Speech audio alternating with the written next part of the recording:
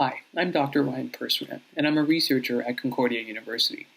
I'm interested in understanding how important friends and siblings are to our well-being. In this video, I'm going to talk to you a little bit about some of that work and to give you some tips on how you can connect with your friends and siblings during this difficult time. Now, I know things are a bit hard right now for you. I'm sure that you have lots of questions about when your life can go back to normal, including when you can see your friends again and even go back to school. But right now, you're helping more than you even know, and that's by listening to those who know more about what's happening in the world. But at the same time, you're also washing your hands more frequently, you're physically distancing, and all of these things will help us get through this together. But physical distancing doesn't mean we can't talk to or play with anyone. And I want to talk to you a little bit about how much more important our friends and even our siblings are during a time like this. In the previous video, Bianca talked to you about anxiety and the intolerance of uncertainty. Feeling anxious and uncertain is normal, and we all have those feelings, especially now. In that video, Bianca also gave you some tips on things that you can do to help cope with these feelings and thoughts. Another thing that you can do, though, is turn to your friends, even though you can't see them like you normally would. In our work, we've done many studies to show how important our friendships are and how they relate to how we feel. For example, in our studies, the more we believe that we have a secure friendship, which means that we know that we can rely on our friends and that they will be our friends for a long time, is associated with feeling less anxious and less sad. It can also help us to feel even more okay about that uncertainty of the future. Even more, the greater the security in our friendships, the more satisfied and positive we feel about those friendships. Our friends are so important to us, especially if they are consistent and available when we need them. They help to reassure us when things get rough, but most importantly, they help us feel good about ourselves. Just like you, though, your friends are also probably feeling the same way and have the same questions. Good friendships are best described when you also support and reassure your friends just as they would do for you. So it's important to check in on them just as they would check in on you. You don't have to be physically close to have friendships that are high in these feelings of security. So while it's difficult to see your friends in person, that still doesn't mean you can't connect with them in different ways, though.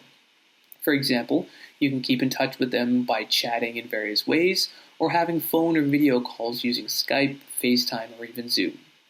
Even though you're not physically standing next to each other, these types of calls can help you feel like you're still close to your friends. Even more, if you and your friends are able, you can play online games together too, which lets you play together without having to be in the same room. And there are so many options available that allow you to connect with your friends, so take advantage of it. But do remember, don't make everything about games and screen time. There's another relationship that I'd like to talk to you about, and this is a relationship with somebody who may or may not be sitting next to you, but I'm pretty sure that you've seen them everywhere in your home. The people that I'm talking about are your siblings.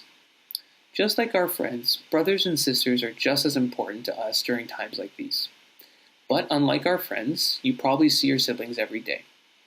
Now you may be thinking that you're stuck with your siblings at home and that can't be any fun at all. But it's important to remember that they are in the same position as you, and even more, you and your brothers and sisters can help each other to feel good about things because you're both facing the same difficulty together. It's normal to take some time for yourself, but it's also just as important to make time to talk to and interact with others, and siblings are great people to do that with. Like friendships, the relationships we have with siblings can help us feel better, especially when we think we have a positive and trusting relationship with them.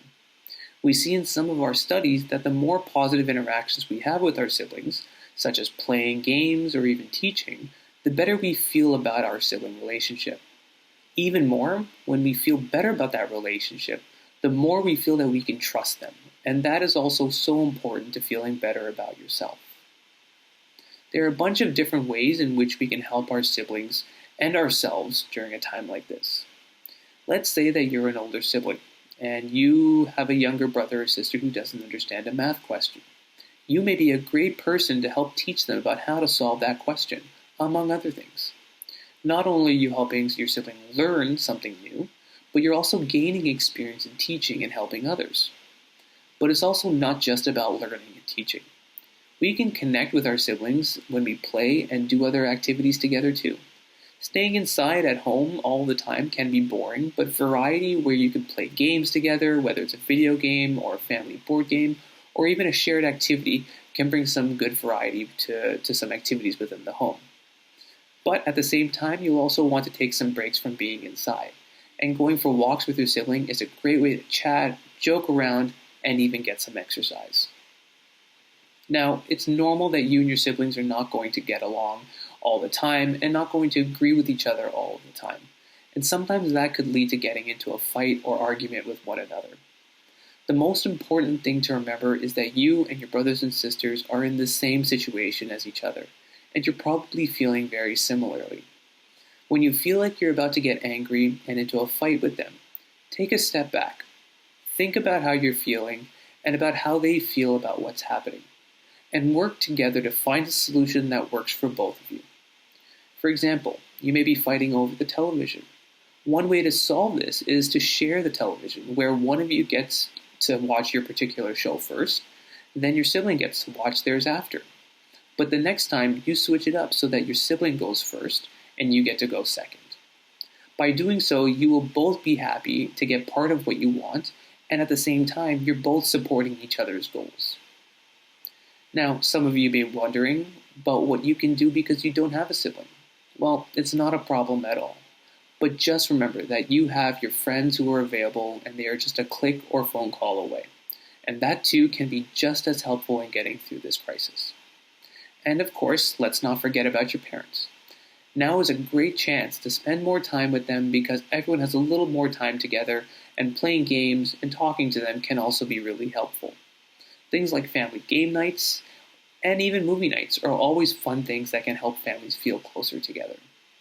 I hope that you found this helpful, and remember, just because we're physically distancing doesn't mean we have to be socially isolating and being alone.